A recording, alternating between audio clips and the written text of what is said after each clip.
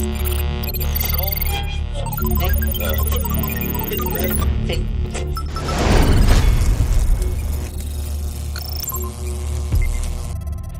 moving into a land of both shadow and substance, of things and ideas. You've just crossed over into the Twilight Zone.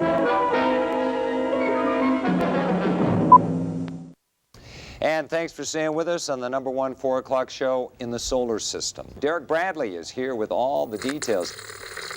If you were watching this, it may be too late. Well, the trouble with our liberal friends is not that they're ignorant. It's just that they know so much that isn't so. Our natural unalienable rights are now considered to be a dispensation of government. And freedom has never been so fragile, so close to slipping from our grasp as it is at this moment. Our Democratic opponents seem unwilling to debate these issues. They want to make you and I believe that this is a contest between two men, that we're to choose just between two personalities. Well, what of this man that they would destroy? And in destroying, they would destroy that which he represents, the ideas that you and I hold dear. Is he the brash and shallow and trigger-happy man they say he is? Winston Churchill said the destiny of man is not measured by material computations. When great forces are on the move in the world, we learn we're spirits, not animals. And he said there's something going on in time and space and beyond time and space, which, whether we like it or not, spells duty. You and I have a rendezvous with destiny. We'll preserve for our children this, the last best hope of man on earth, or we'll sentence them to take the last step into 1,000 years of darkness.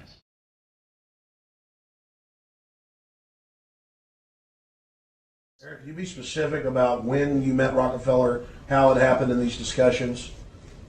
I met Rockefeller through a female attorney I knew who called me up one day and said, one of the Rockefellers would like to meet you. I had made a video called Mad as Hell, and he'd seen the video and wanted to meet me and knew I was running for governor of Nevada. So sure, I'd love to meet him. And I met him and I liked him, and he was a very, very smart man. And we used to talk and share ideas and thoughts. And he's the one who told me 11 months before 9/11 ever happened that there was going to be an event. Never told him what the event was going to be, but there was going to be an event. And out of that event, we were going to invade Afghanistan to run pipelines from the Caspian Sea.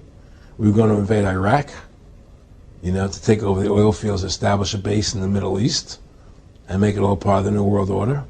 And we'd go after Chavez in Venezuela. And sure enough, later 9/11 happened.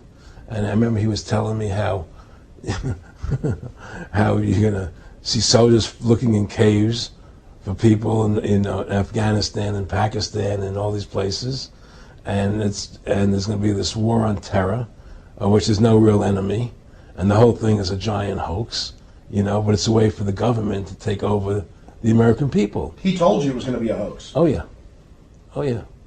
There's no question. He says, there's going to be war on terror. And he's just laughing. There's no... Who are we fighting? 9/11 was done by people in our own government and our own banking system to perpetuate the fear of the American people into subordinating themselves to anything the government wants them to do. That's what it's about, and to create this war, this endless war on terror. This was 11 months before 9/11. Yeah. And Nick Rockefeller, who's a lawyer, he's become your friend over the previous years, and he's saying to you that there's going to be this big event, and then out of that we're going to have a war on terror, and it's just going to go on and on. Right, an endless war on terror without any real enemy. That you can never define a winner. And did he say that it's going to be perfect because you can't define an enemy? It just goes on and on? Yeah, because you can't define a winner. There's no one to beat, so it goes on and on forever. And they can do whatever they want. They scared the hell out of the American public. Look, this whole war on terror is a fraud. It's a farce. It's very difficult to say it out loud because people are intimidated against saying it. Because if you say it, they want to make you into a nutcase. The ultimate goal that these people have in mind is the goal to create a one-world government run by the banking industry, run by the bankers, and they're doing it in sections. The European currency, the euro, and the European Constitution is one part of it. Now they're trying to do it in America with the North American Union, right? And they want to create a new currency called the Amero, right? And the whole agenda is to create a one world government where everybody has an RFID chip implanted in them. All money is to be in those chips, right? There'll be no more cash. And this is given me straight from Rockefeller himself. This is what they want to accomplish. And all money will be in your chips. And so instead of having cash, anytime you have money in your chip, they can take out whatever they want to take out whenever they want to. If they say you owe us this much money in taxes, they just deduct it out of your chip digitally. Total control. Total control. And if you're like me or you, and you're protesting what they're doing, they can just turn off your chip. And you have nothing. You can't buy food. You can't do anything. It's total control of the people. And that chip's connected to a database that has your purchasing records, what you do, what everything, you sell. Everything is in there. And so they want a one world government controlled by them, everybody being chipped, all your money in those chips, and they control the chips, and they control people. And you become a slave. You become a serf to these people. That's their goal. That's their intention. Well, President Obama taking on not only health care reform, but another controversial issue, immigration reform. And a key meeting at the White House tomorrow could be the first step toward that reform and for some very big changes for every American worker. Senators Chuck Schumer and Lindsey Graham, bipartisan that is, set to sit down with President Obama tomorrow, discussing plans for a national identification card. Now, this thing is meant to crack down on illegal workers, but our next guest says it could crack down on you and your privacy. Congressman Ron Paul is a Texas Republican. He's opposed to this card. Congressman, afternoon to you. Good afternoon. Nice to be with you. It's a great pleasure to have you. All right, so what's the problem with the national ID card? Because its proponents say this is it. This is the thing that's going to finally help us stop illegal immigrants from coming in here and taking jobs. Well, we do have a problem with illegal immigration, but I would say the problems of every American citizen carrying their papers for wherever they go is a much worse problem than illegal immigration. Besides, you can take care of illegal immigration otherwise. But people over this decades now in this country, there have been some who have wanted this national ID card, and they're looking for every opportunity to do it. And this is it. I mean, who knows what will come of it? My guess is they'll probably have a GPS chip in there so that they can measure everybody, every instant, no matter where they go. So to me, it violates the whole principles of privacy, the principles of the Constitution, the principles of the Republic, and to me it's a gross distortion of what we should be doing. It's part of an authoritarian society, and dictatorships have this, but not a republic. We're okay, not but tell me how it's card. invasive, because what Schumer and Graham are proposing, according to what I read, is your ID card would have either your fingerprint, your thumbprint on there, or it would have a reading of the veins in the back of your hand, and you'd have to be scanned by your prospective employer, and that way, if it came up that you weren't legal, they would catch you by the scan. How does that? I mean, it's not really GPS with the government following you. How does the scan of your fingerprint bother you? Well, someday it may do this, but why should you have to do this? And they said, well, the equipment to scan your hand or your card is going to cost about $800. And they say, well, what about somebody who might only have 1 or 2 employees and they don't want to buy the equipment? Or you can go to a government office to do this. Can you imagine if the post office takes this up and you stand in line to take your potential employee over and try to get them scanned? I mean, the whole notion of us carrying our papers in everything that we do, every job we get, it will be a national identifying card.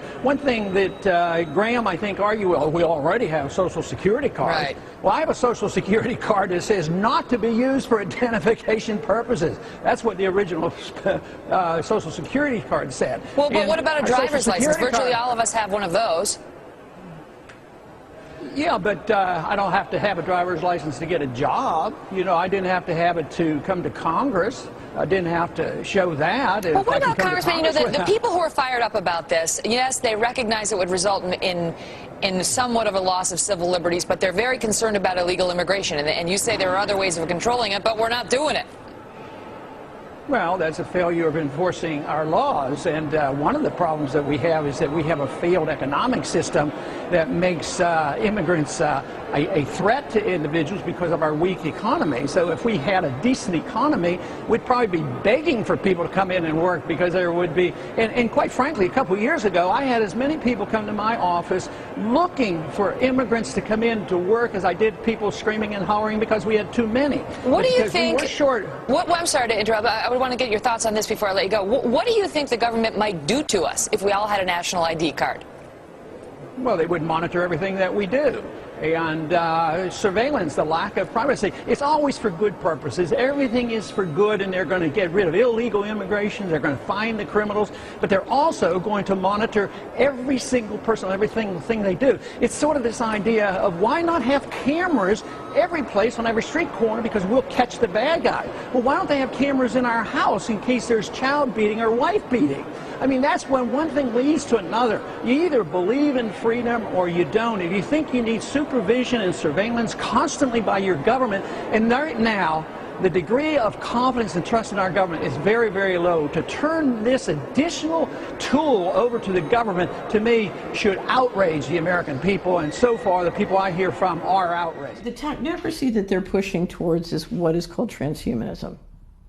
So essentially what you do is you use injections to inject materials into the body that create the equivalent of an operating system. So everybody knows the idea of Microsoft causing you to download an operating system in your computer that gives Microsoft and a variety of other players a backdoor into your computer. And every month or 2 or 3, you've got to update it because they're viruses, right? It's back to the magic virus that can solve all problems. And so this is a similar system for your body. You inject materials into your body that essentially create the equivalent of an operating system and a receiver, and you can literally hook everybody up to the cloud. And that includes hooking them up in a way that their transaction system, the Bible calls it the mark of the beast, is one way people know this up. But you're basically talking about being able to digitally identify and track people in connection with their financial transactions. So it's a world of zero privacy. But more importantly, what's important to understand is if you then institute one or more central bank cryptos, you're now talking about a system where every central bank in the world can shut you off individually from transacting if they don't like the way you're behaving. Let me warn you, and let me warn the nation against the smooth evasion that says, of course we believe these things. We believe in Social Security. We believe in work for the unemployed. We believe in saving homes. Cross our hearts and hope to die. We believe in all these things. But we do not like the way the present administration is doing them. Just turn them over to us. We will do all of them. We will do more of them. We will do them better. And most important of all, the doing of them will not cost anybody anything. Throughout America's adventure in free government, our basic purposes have been to keep the peace, to foster progress in human achievement, and to enhance liberty, dignity, and integrity among peoples and among nations. To strive for less would be unworthy of a free and religious people. Any failure traceable to arrogance or our lack of comprehension or readiness to sacrifice would inflict upon us grievous hurt, both at home and abroad. Progress toward these noble goals is persistently threatened by the conflict now engulfing the world. It commands our whole attention, absorbs our very beings. We face a hostile ideology, global in scope, atheistic in character, ruthless in purpose, and insidious in method. Unhappily, the danger it poses promises to be of indefinite duration. But threats, new in kind or degree, constantly arise. Of these I mention two only. A vital element in keeping the peace is our military establishment. Our arms must be mighty, ready for instant action, so that no potential aggressor may be tempted to risk his own destruction. Our military organization today bears little relation to that known of any of my predecessors in peacetime, or indeed by the fighting men of World War II or Korea. Until the latest of our world conflicts, the United States had no armaments industry. We have been compelled to create a permanent armaments industry of vast proportions. We recognize the imperative need for this development, yet we must not fail to comprehend its grave implications. Our toil, resources, and livelihood are all involved. So is the very structure of our society. In the councils of government, we must guard against the acquisition of unwarranted influence, whether sought or unsought, by the military-industrial complex. The potential for the disastrous rise of misplaced power exists and will persist. We must never let the weight of this combination endanger our liberties or democratic processes. We should take nothing for granted. Only an alert and knowledgeable citizenry, only an alert and knowledgeable citizenry, only an alert and knowledgeable citizenry can compel the proper meshing of the huge industrial and military machinery of defense with our peaceful methods and goals, so that security and liberty may prosper together. The very word secrecy is repugnant in a free and open society, and we are, as a people, inherently and historically opposed to secret society, to secret oaths, and to secret proceedings. For we are opposed around the world by a monolithic and ruthless conspiracy that relies primarily on covert means for expanding its sphere of influence, on infiltration instead of invasion, on subversion instead of elections, on intimidation instead of free choice. It is a system which has conscripted vast human and material resources into the building of a tightly knit, highly efficient machine that combines military, diplomatic, intelligence, economic, scientific, and political operations. Its preparations are concealed, not published. Its mistakes are buried, not headlined. Its dissenters are silenced, not praised. No expenditure is questioned, no rumor is printed, no secret is revealed. We're at war with the most dangerous enemy that has ever faced mankind in his long climb from the swamp to the stars. And it's been said if we lose that war, and in so doing lose this way of freedom of ours, history will record with the greatest astonishment that those who had the most to lose did the least to prevent its happening. Well, I think it's time we ask ourselves if we still know the freedoms that were intended for us by the Founding Fathers. Not too long ago, two friends of mine were talking to a Cuban refugee, a businessman who had escaped from Castro. And in the midst of his story, one of my friends turned to the other and said, "We don't know how lucky we are." And the Cuban stopped and said, "How lucky you are. I had some place to escape to." And in that sentence, he told us the entire story. If we lose freedom here, there's no place to escape to. This is the last stand on earth. And this idea that government is beholden to the people, that it has no other source of power except the sovereign people, is still the newest and the most unique idea in all the long history of man's relation to man. This is the issue of this election. Whether we believe in our capacity for self-government or whether we abandon the American Revolution and confess that a little intellectual elite in a far distant capital can plan our lives for us better than we can plan them ourselves. You and I are told increasingly we have to choose between a left or right. Well, I'd like to suggest there is no such thing as a left or right. There's only an up or down. And that is the issue of this campaign that makes all the other problems I've discussed academic, unless we realize we're in a war that must be won. Those who would trade our freedom for the soup kitchen of the welfare state have told us they have a utopian solution of peace without victory. They call their policy accommodation. And they say if we'll only avoid any direct confrontation with the enemy, he'll forget his evil ways and learn to love us. All who oppose them are indicted as warmongers. They say we offer simple answers to complex problems. Well, perhaps there is a simple answer. Not an easy answer, but simple. If you and I have the courage to tell our elected officials that we want our national policy based on what we know in our hearts is morally right, we cannot buy our security, our freedom from the threat of the bomb, by committing an immorality so great as saying to 1 billion human beings now enslaved behind the Iron Curtain, give up your dreams of freedom, because to save our own skins, we're willing to make a deal with your slave masters. Alexander Hamilton said, a nation which can prefer disgrace to danger is prepared for a master and deserves one. Now let's set the record straight.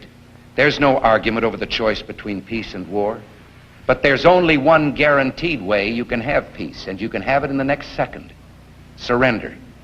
Admittedly, there's a risk in any course we follow other than this, but every lesson of history tells us that the greater risk lies in appeasement.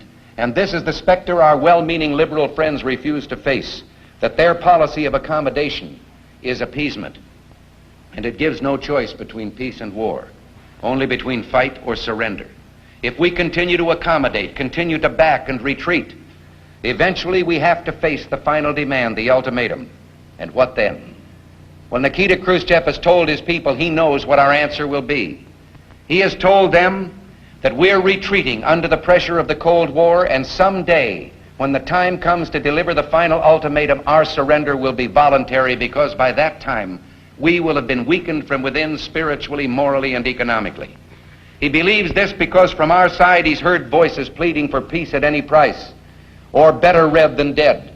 Or as one commentator put it, he'd rather live on his knees than die on his feet. And therein lies the road to war, because those voices don't speak for the rest of us.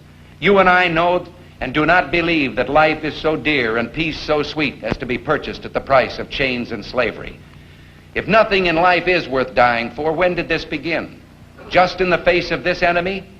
Or should Moses have told the children of Israel to live in slavery under the Pharaohs? Should Christ have refused the cross? Should the patriots at Concord Bridge have thrown down their guns and refused to fire the shot heard round the world?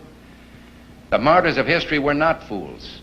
And our honored dead, who gave their lives to stop the advance of the Nazis, didn't die in vain. Where then is the road to peace? Well, it's a simple answer after all. You and I have the courage to say to our enemies, there is a price we will not pay, there is a point beyond which they must not advance. We have before us the opportunity to forge for ourselves and for future generations a new world order, a world where the rule of law, not the law of the jungle, governs the conduct of nations. When we are successful, and we will be, we have a real chance at this new world order, an order in which a credible United Nations can use its peacekeeping role to fulfill the promise and vision of the UN's founders. We meet here at a moment of testing for Europe and the United States, and for the international order that we have worked for generations to build. Your class has an incredible window of opportunity to lead in shaping a new world order for the 21st century in a way consistent with American interest and the common interest. About 10 days after 9/11, I went through the Pentagon and I saw Secretary Rumsfeld and Deputy Secretary Wolfowitz. I went downstairs just to say hello to some of the people on the Joint Staff who used to work for me, and one of the generals called me and he said, "Sir, you got to come in. You got to come in and talk to me a second." I said, "Well, you're too busy." He said, "No." He says, "We've made the decision. We're going to war with Iraq." This was on or about the 20th of September. I said, "We're going to war with Iraq. Why?" He said, "I don't know." He said, "I guess they don't know what else to do." So I said, "Well, did they find some information connecting Saddam to Al-Qaeda?" He said, No. He says, "There's nothing new that way. They've just made the decision to go to war with Iraq." He said, "I guess it's like we don't know what to do about terrorists, but we got a good military and we can take down governments. And he said, I guess if the only tool you have is a hammer, every problem has to look like a nail. So I came back to see him a few weeks later, and by that time we were bombing in Afghanistan. I said, are we still going to war with Iraq? And he said, oh, it's worse than that. He said, he reached over on his desk, he picked up a piece of paper, and he said, I just got this down from upstairs, meaning the Secretary of Defense's office today, and he said, this is a memo that describes how we're going to take out 7 countries in 5 years, starting with Iraq and then Syria, Lebanon, Libya, Somalia, Sudan, and finishing off Iran. Heavy artillery rocked downtown Tampa today as military gunships and helicopters roared by the convention center. Now, this was all part of the annual Special Forces Operations Convention. And while it wasn't a real invasion, our Chris Trankman says it looked about as real as it could get. This was different. This was a first for me. Usually no one sees what we do. The display featured Apache helicopters speeding overhead, while bigger Black Hawk choppers carried highly trained operatives as part of a make-believe invasion. In the distance, they must travel to the target. The spectacle rivals any show. The transatlantic partnership was never just the foundation of our security. It was the foundation of our way of life. A new world order. It's about the future of the whole region. It's about the future of Europe and a new world order. Out of it came a new Europe, a new world order, a new consensus as to how life should and could be lived.